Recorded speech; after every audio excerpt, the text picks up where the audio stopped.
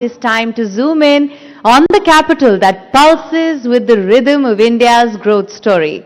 In this session, we are privileged to have with us a leader who has been at the forefront of shaping the city's future.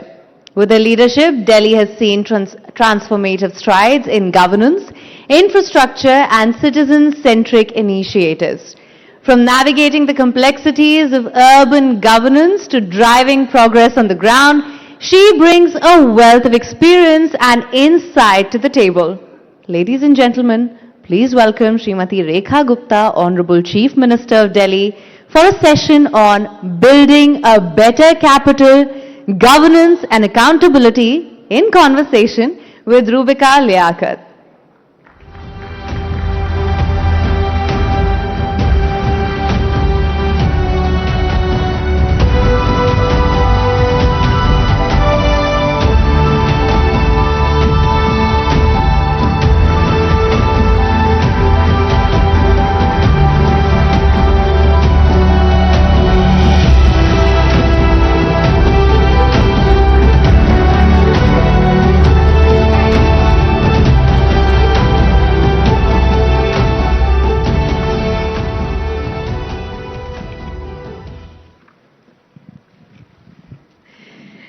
Rising Bharat के इस मंच से आप सभी का एक बार फिर से मैं बहुत बहुत स्वागत करती हूं। और इस वक्त दिल्ली की मुख्यमंत्री रेखा गुप्ता स्टेज पर मौजूद है। बीजेपी की इकलौती महिला मुख्यमंत्री, जितने भी राज्यों में इस वक्त बीजेपी की सरकार है उनकी मैं बात कर रही हूं। 27 साल बाद जब भारतीय जनता पार्टी ने जीत का परचम लहराया दिल्ली में, देश की राजधानी में, तो रेखा गुप्ता वो नाम जब सुना तो कहा कि कहां से, कैसे, और आज ऐसे रेखा गुप्ता जी यहां राइजिंग भारत के मंच पर जोरदार तालियों से इनका स्वागत कीजिए। रेखा जी, सवाल तो बहुत सारे हैं क्योंकि राइजिंग भारत में अगर राइजिंग कैपिटल की बात नहीं होगी तो कैसे चलेगा।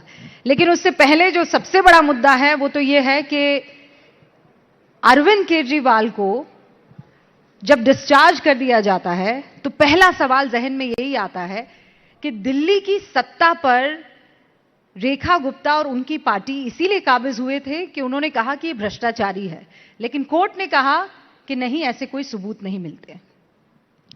रूबिका जी, मैं आपसे पूछना चाहती हूं, क्या इस दुनिया में किसी के कहने से कोई मानता है? जब तक साक्षात जनता के मन में उस भाव को ना आ जाए, वो भाव कि भी हां, जिसको उसने चुना वो उनकी गलती थी। वो लोग जो रामलीला मैदान में तिरंगा हाथ में पकड़ के वंदे मातरम के नारे लगाते हुए और ये कहते हुए सत्ता में आए कि ना तो हमें कुर्सी चाहिए, ना गाड़ी चाहिए, ना बंगला चाहिए, ईमानदारी की कस्में खाई, बच्चों की कस्में खाई, और उसके बाद उन्होंने वो किया जो कि जिसको ना करने की कस्में उन्होंने खाई थी। उन्हें गाड़ी भी चाहिए थी, उन्हें बंगला भी चाहिए था, उन्हें सत्ता, कुर्सी, मोह माया, हर चीज चाहिए थी। फिर कोई एक घोटाला थोड़ी ना है, 20 घोटाले उनकी सरकार के समय में आए, और आज जिस केस से वो कह रहे हैं कि जी हम बरी हो गए हैं, मैं आपसे पूछना चाहती हूं, दिल्ली की जनता ये सवाल केजरीवाल से और आम आदमी पार्टी से पूछना चाहती है कि यदि वो बेईमान नहीं थे, वो भ्रष्टाचारी नहीं थे, तो क्यों जांच शुरू होते ही उस शराब पॉलिसी को वापस ले लिया गया? मैं जनता की ओर से ये पूछना चाहती हूं कि क्या उन्होंने दिल्ली को शराब कल्चर में डुबोने की कोशिश नहीं की? जब एक के साथ एक फ्री की बात उन्होंने की, जब उन्होंने महिलाओं के लिए पिंक बार खोलने की बात की, जब युवाओं की एज कम करके शराब पीने की बात की, तो क्या उन्होंने दिल्ली के साथ बेईमानी नहीं की? मैं आपसे पूछना चाहती हूं, 170 मोबाइल, उसमें से डाटा हटा करके, डाटा मैनिपुलेट करके आपने तोड़े वहां पे, क्या वो बेईमानी नहीं थी? वो भ्रष्टाचार का कौन सा साधन था? और एक केस नहीं है, अभी तो हजारों केस उनके ऐसे लगे हुए हैं जिसमें हॉस्पिटल्स में उन्होंने घोटाला किया, दवाई खरीदने में घोटाला किया, स्कूल क्लासेस बनाने में घोटाला किया, मोहल्ला क्लिनिक में उन्होंने घोटाला किया। लेकिन तो अभी तो बहुत सारे कहा ना कि सबूत पर्याप्त नहीं है। देखिए, ये लोअर कोर्ट, ये कोई अंतिम सत्य नहीं है, ये लोअर कोर्ट का अपना डिसीजन है। अभी बहुत सारे पड़ाव बाकी हैं और हमारे देश की न्याय प्रक्रिया में जनता को विश्वास है और न्याय जरूर होगा, दूध का दूध और पानी का मतलब पानी आप होगा। इतना कॉन्फिडेंट हैं कि नहीं भ्रष्टाचार हुआ है? देखा है हमने अपनी आंखों से। आज भी उनके वो सारे बही खाते जब रोजाना सरकार में खुलते हैं तो रोज एक नया भ्रष्टाचार उनका दिखाई देता है, रोजाना। मैं आपको ये सत्य बात कह रही हूं कि आज कितनी चीजें मैं आपको बताऊं। उन्होंने बच्चों को स्कॉलरशिप देने का एक योजना लेकर के आए, उसके लिए सैंक्शन किया 15 करोड़, और आज 150 करोड़ की पेमेंट लेने के लिए कोचिंग इंस्टीट्यूशन सरकार के दरवाजे पे खड़े हैं। कोई बता सकता है मुझे कि 15 करोड़ से 150 करोड़ कैसे हो गए? एक बुजुर्गों को कुछ सीनियर सिटीजन्स को रेम्यूनरेशन देने का एक योजना उन्होंने बनाया, 2-3 साल पेमेंट दिया, उसके बाद बंद कर दिया। तो हमने सरकार में आने के बाद कहा कि भी ये पेमेंट कंटिन्यू करना चाहिए, दिखाइए जरा क्या योजना है। तो पता चला रिकॉर्ड में कोई योजना ही नहीं है, कोई सैंक्शन ही नहीं है, कोई कैबिनेट का नोट ही नहीं है। और वो कहां से दे रहे थे, किसको दे रहे थे, क्या कर रहे थे, ऐसी सैकड़ों सैकड़ों उनकी बेईमानियां दिल्ली सरकार के खातों में रोजाना दिखाई देती है। लेकिन आपको दिखाई दे रही है, कोर्ट को नहीं दिखाई दे रही है। कोर्ट ये कह रही है कि पर्याप्त सबूत देखिए, हमारी न्याय प्रक्रिया बहुत लंबी है, यहां अलग अलग लेवल पे सुनवाई होती है। आज निचले कोर्ट ने जो बात कही वो अंतिम सत्य नहीं है। इस न्याय की लड़ाई लंबी जरूर दिखती है, परंतु जनता ने न्याय कर दिया है और न्यायालय भी न्याय करेगा, हमें विश्वास है। अब बड़ा सवाल यह भी है कि कांग्रेस कह रही है कि आप दोनों मिलकर खेल रहे हैं। आपने तो पोस्ट पढ़े होंगे, तो जैसे ही वो बरी हुए तो वो ये कहने लगे कि पंजाब में चुनाव है, इसीलिए आपने केजरीवाल जी को रिहा करवा दिया, बरी करवा दिया। देखिए, कांग्रेस ये जब बोलती है, वो पार्टी जिसको जनता ने नोटा से भी नीचे ले आए, जब वो ऐसी बातें कहती है तो बड़ी हंसी आती है कि वो कुछ भी कह सकते हैं। ये वही केजरीवाल साहब हैं जिन्होंने बच्चों की कसम खाने के बाद कि जी मैं कांग्रेस के साथ में गठबंधन नहीं करूंगा। तो ये तो गठबंधन तो उनका है आम आदमी पार्टी के साथ। अब भाइयों की लड़ाई हो गई, चोर चोर मुसेरे भाई, अब आपस में लड़ाई हो गई तो एक दूसरे पे इल्जाम लगा रहे हैं। लेकिन वो ये कह रहे हैं ना कि आपने कहा नोटा पर ला दिया, नोटा पर लाने के लिए ही आप और केजरीवाल जी दोनों मिले हुए हैं। ये बड़ा सा पोस्ट किया है पवन खेड़ा जी ने। देखिए, खुद दिशा विहीन लोग हैं, दिशा विहीन पार्टी है, वो क्या कह दे, कब कह दे, कोई आज तक समझ नहीं पाया। अच्छा रेखा जी, साल भर पूरा हो गया है, क्या क्या काम आपने किया है और किस पर इतरा रही हैं? देखिए, एक साल यानी 365 दिन कोई इतना बड़ा कालखंड नहीं है कि मैं कहूं कि बहुत ढेर सारी उपलब्धियां आप कह रही हैं, इतरा रही हैं।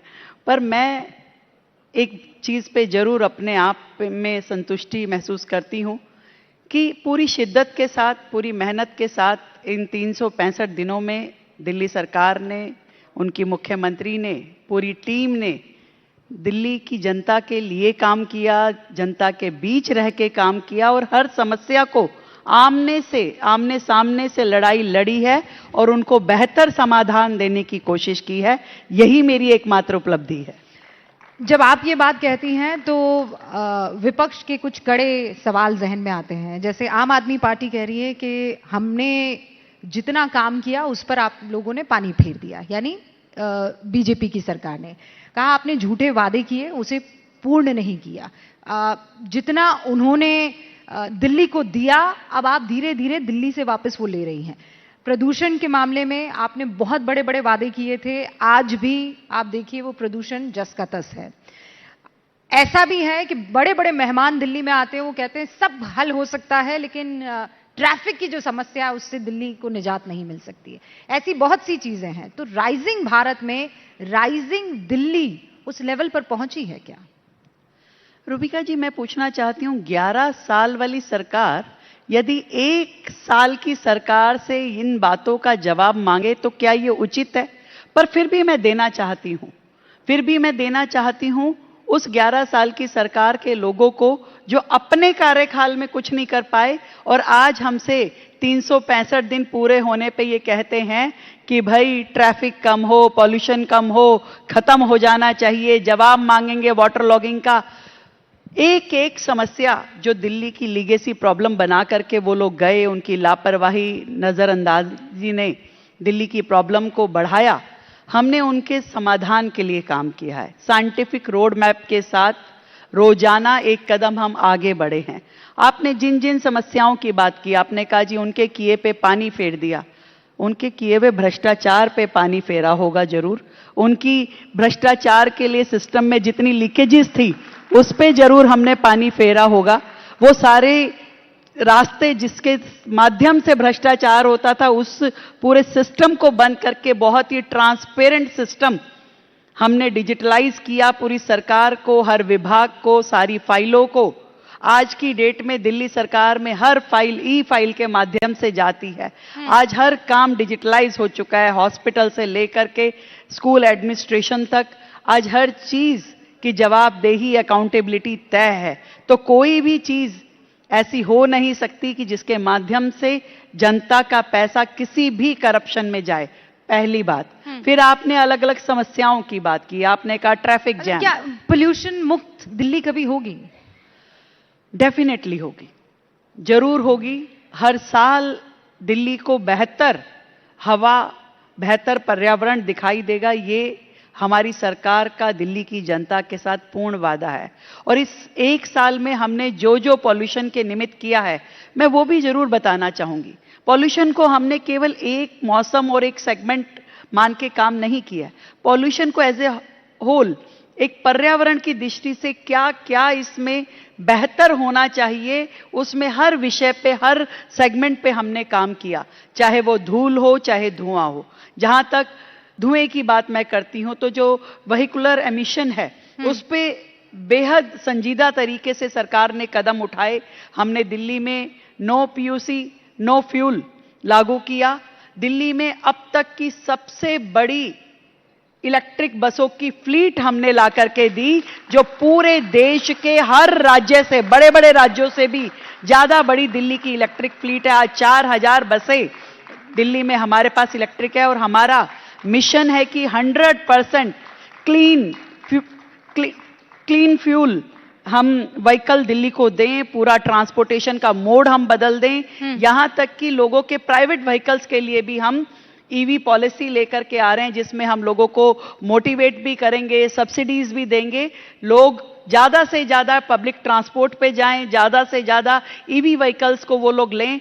लास्ट माइल कनेक्टिविटी पे सरकार लगातार काम कर रही है, क्योंकि एक व्यक्ति जब तक पब्लिक ट्रांसपोर्ट को नहीं अपना पाएगा, जब तक कि उसे लास्ट माइल कनेक्टिविटी ना मिले। पूरी दिल्ली में एक और बड़ा काम जो कि इस धुएं से जुड़ा हुआ है, वो है आपके फिटनेस सेंटर, टेस्टिंग स्टेशंस, जिस पे पिछली सरकार ने कतई काम नहीं किया। आज हमारी सरकार ने दिल्ली में ऑटोमेटेड टेस्टिंग स्टेशंस खोलने का काम कर रही है, ताकि दिल्ली का प्रत्येक व्हीकल आप मैन्युअली नहीं, ऑटोमेटिकली उसकी फिटनेस चेक हो और हर व्हीकल एमिशन फ्री हो, फिट टू मूव हो। और उसके लिए पहली बार दिल्ली सरकार के द्वारा इस तरह के मूव हुए हैं। हमने अभी तक 2 ऑटोमेटेड टेस्टिंग स्टेशन उनका शिलान्यास कर चुके हैं, जिनका काम जून तक पूरा होने वाला है, और नए 5 की तैयारी हमारी है।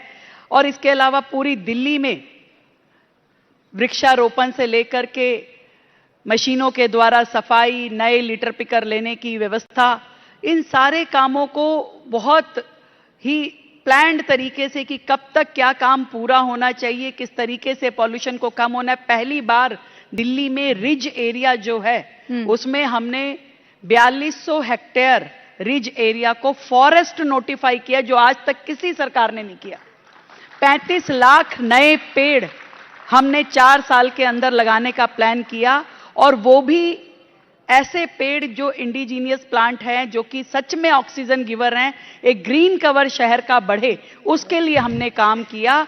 और पर रेखा जी, जब ये सारी बातें आप कह रही हैं, तो मैं अगर आंख बंद करूं तो मुझे ऐसा लग रहा है कि मैं कोई खूबसूरत से हिल स्टेशन पर आ गई हूं, है ना?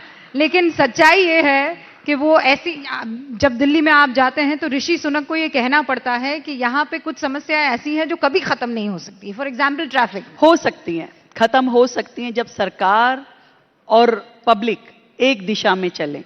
पब्लिक पार्टनरशिप के साथ ही चीजें बेहतर होंगी। सरकार अपना काम करेगी, जनता उसमें अपना सहयोग देगी, सरकार पब्लिक ट्रांसपोर्टेशन लाएगी, जनता उसे उपयोग करेगी, सरकार ये ड्राइव चलाएगी, लोग पेड़ों को मेंटेन करेंगे, सरकार रोड जो अपनी वॉल टू वॉल कारपेटिंग करेगी, लोग उसे मेंटेन करेंगे। ये सारी चीजें हम सबको मिलजुल के करनी है, क्योंकि दिल्ली हमारी है और हम सबकी जिम्मेवारी है। पर ये आपको लगता है कि इतनी पार्टनरशिप दिल्ली की तरफ से होगी? क्यों नहीं होगी? आज इंदौर जैसा शहर इकट्ठा एकमुश्त होकर काम कर सकता है। जब लोग हमें विदेशों की बातें कहते हैं, तो विदेश कोई एक दिन में साफ सुथरे सुंदर विकसित नहीं हो गए हैं। वहां लोगों ने उसमें सपोर्टिव एटीट्यूड किया, तब जाकर के कोई शहर बेहतर बनता है, विकसित बनता है, हरा भरा हो सकता है। तो जनता जब ये सोचती है कि अगर दिल्ली की सबसे बड़ी प्रॉब्लम स्वच्छता है, वहां सफाई होनी चाहिए, वहां पर पर्यावरण बेहतर होना चाहिए, वहां पे ट्रैफिक रूल ओबे होने चाहिए, तो ये हम सबका काम है कि हम मिल करके कोशिश करें कि हमारे कारण से कहीं गंदगी ना हो, हमारे कारण से कहीं पे पर्यावरण को नुकसान ना हो, हम पब्लिक ट्रांसपोर्ट यूज करें, हम बेहतर काम करें अपने शहर के लिए। ये करना सुनने में पड़ेगा। तो रेखा जी बहुत अच्छा लग रहा है कि काश कि ये सब करने लगे, लेकिन ऐसा होता हुआ संभव है? मैं बार बार आपसे ये पूछ रही हूँ। एक घर में एक लड़के के पास या परिवार के पास जब दो दो तीन तीन गाड़ियां होती है, कार पूलिंग कहा जरूर जाता है लेकिन किया नहीं जाता। आप कहते हैं पब्लिक ट्रांसपोर्ट हम चाहते हैं सब इस्तेमाल करें, लेकिन कितना % है जो दिल्ली में इस्तेमाल किया जा रहा है? अभी कम है, परंतु दिल्ली की जनता में इस पर्यावरण को लेके जो तकलीफ है, जो पीड़ा है, मुझे लगता है कि दिल्ली की जनता समाधान चाहती है। सरकार उन्हें समाधान देगी, हर सेक्टर में देगी। आपको ईवी के लिए सब्सिडी देना, नया इंफ्रास्ट्रक्चर क्रिएट करना, चार्जिंग स्टेशंस बनाना, आपकी रोड से डस्ट मिटिगेशन का प्लान करना, वॉल टू वॉल कारपेटिंग करना। इसमें कितना टाइम लगेगा? 5 साल में हो जाएगा? देखिए, इसको आप टाइम बाउंड नहीं कर सकते, इट्स ऑन गोइंग प्रोसेस। ये लगातार होने वाला काम है। ये ऐसा नहीं है कि आज मैंने पब्लिक ट्रांसपोर्ट यूज कर लिया और कल पर्सनल गाड़ी से गया, तो ऐसा थोड़ी ना हो सकता है। ये लगातार चलने वाला काम है और हाथ में हाथ लेकर के मतलब सरकार और जनता चलेगी। मैं पर्यावरण से फिर आगे बढ़ूंगी बस इस सवाल के बाद कि ये जो अक्टूबर आएगा, AQI कौन सा लेकर आएगा? कोई गारंटी दे सकती है रेखा गुप्ता? बेहतर AQI दिल्ली का होगा, बेहतर हवा होगी और हम सब लोग मिलकर के इस पे काम करने वाले हैं। एक हाल में जो इंटरव्यू हुआ था उसमें आपने ये कहा कि भैया ऐसा है कि आम आदमी पार्टी ने जो कर्ज लिया था, मेरा कुछ टाइम तो वो कर्ज चुकाने में ही चला गया है। कुछ दिन पहले सुप्रीम कोर्ट ने फ्रीबीज को लेकर, जिस तरीके की सरकार ये फ्रीबीज के फ्री में ये ले लो, फ्री में वो ले लो, ऐसे ऑफर देती है, उससे कर्ज और बढ़ता है। आपने भी बहुत सारी योजनाएं शुरू कर दी है। अब उनको मैं फ्रीबीज कहूं या चूंकि आपको पसंद आएगा तो लोक योजनाएं कह दूं? लोक योजनाएं, देखिए, लोकहित योजना। मैं खुद भी ये बात मानती हूं, किसी भी शहर को आगे बढ़ने के लिए फ्री वीज सबसे घातक चीज है और शहर को आगे ले जाने के लिए उसमें सबका सहयोग जरूरी है। पर यह बात भी जरूरी है कि जहां अंतिम पंक्ति में खड़ा हुआ वो व्यक्ति जो सच में जरूरतमंद है, जो आश्रित है, उसकी मदद करना भी जरूरी है, ताकि वो मेन लाइन के साथ जुड़ करके अपना सर्वाइवल कर सके, अपने परिवार का पेट पाल सके। तो दोनों चीजों में बड़ा अंतर है। मैं जिस विचार को लेकर के चलती हूं, मैं ये सोचती हूं कि ठीक है, जहां आपको उन परिवारों को एक सपोर्ट देना है, एक हैंड होल्डिंग करनी है, वहीं आपको विकास का रास्ता नहीं छोड़ सकते। इस 1 साल में जितने प्रोजेक्ट सरकार के अधूरे पड़े थे, हमने उसको पूरा करने के लिए काम किया और सैकड़ों नए प्रोजेक्ट पे दिल्ली सरकार ने काम किया, चाहे वो फ्लाईओवर्स हैं, चाहे अंडरपास हैं, चाहे फुटओवर ब्रिज हैं, चाहे एलिवेटेड रोड है, चाहे मेट्रो का नेक्स्ट फेज है। इन सब पे सरकार ने काम किया है, एक बेहतर दिल्ली के लिए, एक नए फ्यूचर के लिए, बेहतर इंफ्रास्ट्रक्चर के लिए। पर जब आप ये बेहतर बात कहती हैं और कहती हैं कि नहीं, जो अंतिम पंक्ति में खड़ा व्यक्ति है उस तक भी सुविधा पहुंच जानी चाहिए, तो फिर आपकी तरफ से किया गया 2500 रुपए का वादा आता है, तो वो कब दे रही हैं आप? देखिए, 2500 से पहले तो मैं बहुत कुछ जो दे चुकी, मैं उसकी चर्चा जरूर करना चाहूंगी।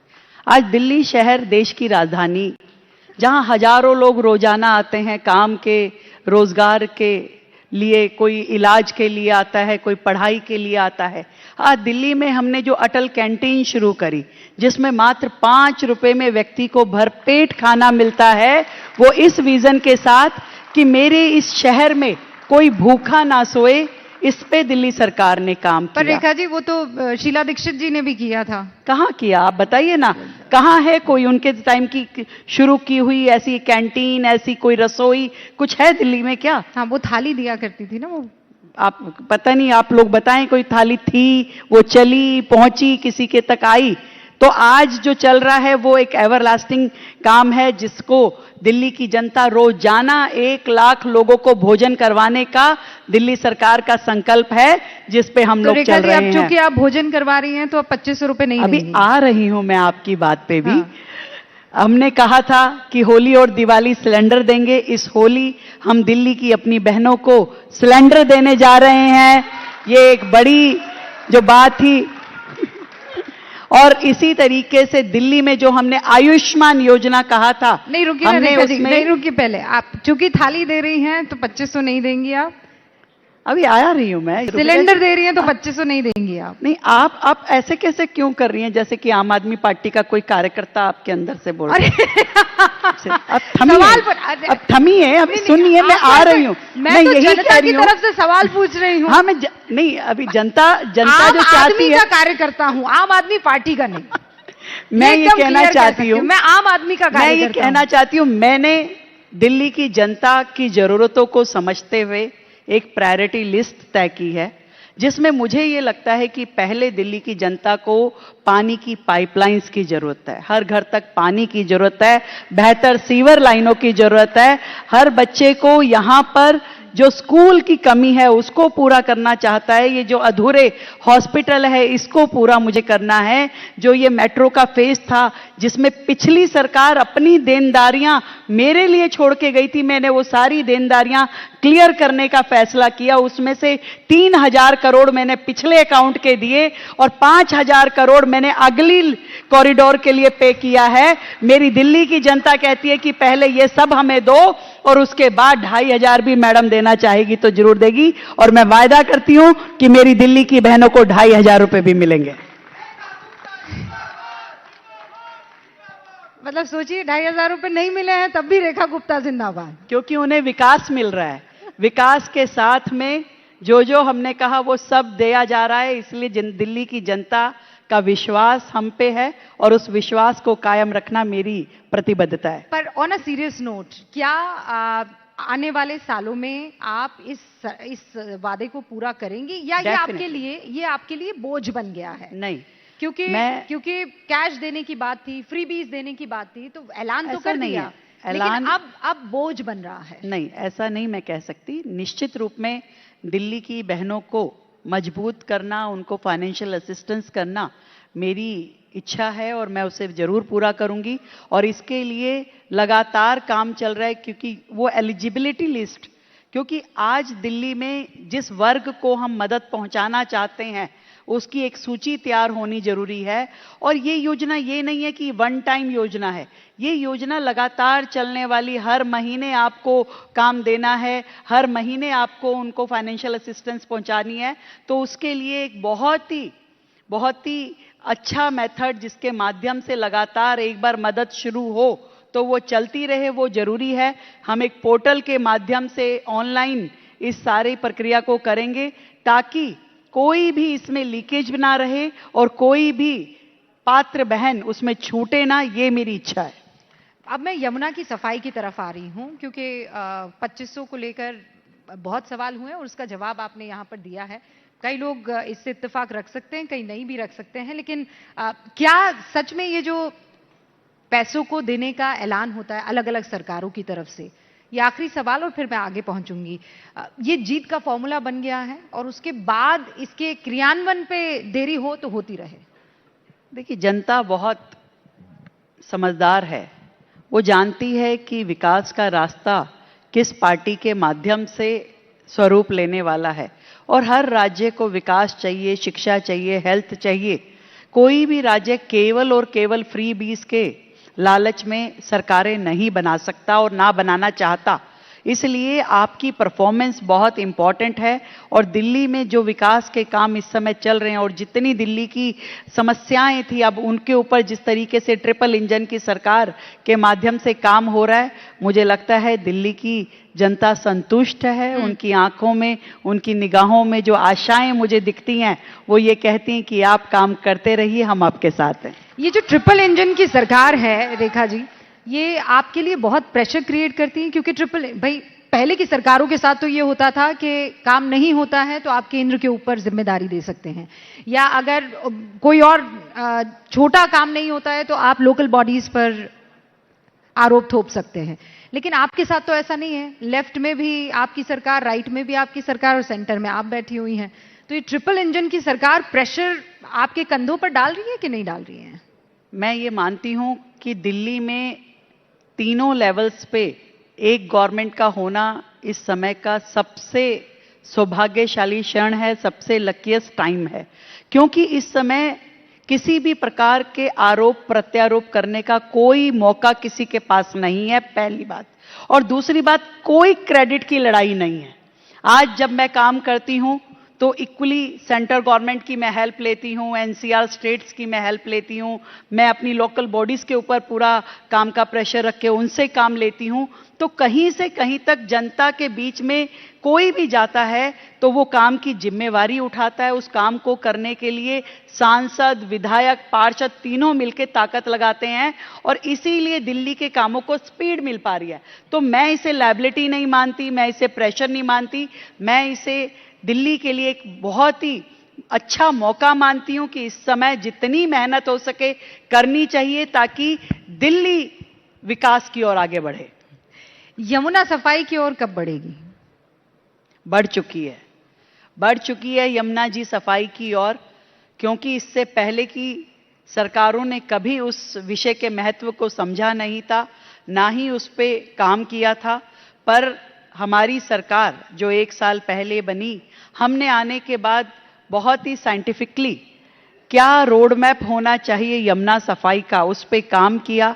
जितने ड्रेन्स यमुना जी में जाके गिर रहे थे उन सब की ड्रोन मैपिंग करी, उसकी सिल्ट की मैपिंग करी। सभी के सभी एसटीपीज जो दिल्ली में अभी तक 37 STP sewage treatment plant Delhi में थे, उनको हमने रिवाइव किया, उसको अपग्रेड किया ताकि वो वर्किंग कंडीशन में आए, जो कि पहले बिल्कुल पूरी तरह ठप पड़े थे, कोई काम नहीं कर रहा था एसटीपी, आज वो अपडेट हो पाए हैं। और जिन जिन ड्रेन्स पे कोई एसटीपी नहीं था, आज उन पे नए डिसेंट्रलाइज एसटीपी बनाने के टेंडर हम लगा चुके हैं दिल्ली में, और नए 35 डिसेंट्रलाइज एसटीपी, 12 और नए बड़े एसटीपीज बनाने का काम मतलब चल रहा है। 35 प्लस 12। Yes, of course. तो और इसके अलावा भी हर ड्रेन को मैप करने का, यहां तक कि एनसीआर के स्टेट, वो हरियाणा, उत्तर प्रदेश, उनसे भी हमारी बात हुई है कि कोई भी नाला जब तक यमुना जी में गिरेगा तब तक यमुना जी साफ नहीं हो सकती रूबिका जी। इसलिए जरूरी यह है कि हर नाले को टैप किया जाए, हर नाले की डीसिल्टिंग हो। और इस 1 साल में आपको मैं बताना चाहूंगी कि 22,000 मीट्रिक टन सिल्ट हमने ड्रेन से निकाली है, जो अदरवाइज जाके यमुना जी में गिरती। और एक और मैं बड़ा आपको बात बताना चाहती हूं, दिल्ली में जितना पशुधन है, ये गायें इत्यादि, आप क्या सोचती हैं लाखों की संख्या में होंगी? तो रोजाना का डेयरी वेस्ट कितना होगा? 1500 टन डेयरी वेस्ट हम मान रहे हैं, एज्यूम कर रहे हैं कि रोजाना का डेयरी वेस्ट इतना होता होगा, वो गोबर, काउडंग, और वो सीधा सीधा जाकर के रोजाना नालों के माध्यम से यमुना जी में गिरता था, जो यमुना के गंदे होने में, प्रदूषित होने में बहुत बड़ा कारण था। दिल्ली में एक भी बायोगैस प्लांट नहीं था। पहला बायोगैस प्लांट हमारी सरकार के आने के बाद दिल्ली में हमने खोला है। 2 अभी तक हम खोल चुके हैं प्लांट। 300 टीपीडी की कैपेसिटी उसकी है। 1500 टीपीडी तक हमें उसे लेकर के आना है। इसके लिए अब सरकार काम कर रही है कि ये गोबर कहीं से भी, किसी भी रास्ते से यमुना जी में ना जाए, सिल्ट यमुना जी में ना पहुंचे, नाले यमुना जी में अपनी गंदे स्वरूप के साथ ना गिरें। ये सारा काम शुरू हो चुका है। हर साल आपको यमुना बेहतर दिखाई देगी और ईश्वर ने चाहा तो बहुत साफ यमुना, अविरल यमुना भी दिल्ली वाले देख पाएंगे। तो वो जब तक आप मुख्यमंत्री है तब तक दिख जाएगा। आप मुझे बना के रखिए। क्योंकि साबरमती फ्रंट जहन में आता है। प्रधानमंत्री नरेंद्र मोदी जब चीफ मिनिस्टर हुआ करते थे तो उन्होंने उसका पूरा नक्शा बदल दिया था। तो आई एम श्योर जब आपकी मुलाकातें और बातचीत होती होगी तो इस पर भी चर्चा होती होगी। उन्होंने यमुना की सफाई पर आपकी तारीफ भी की है, मतलब आपकी सरकार की, लेकिन उसका कोई रोड मैप तो आपने बता दिया, कोई टाइम है कि इतने साल?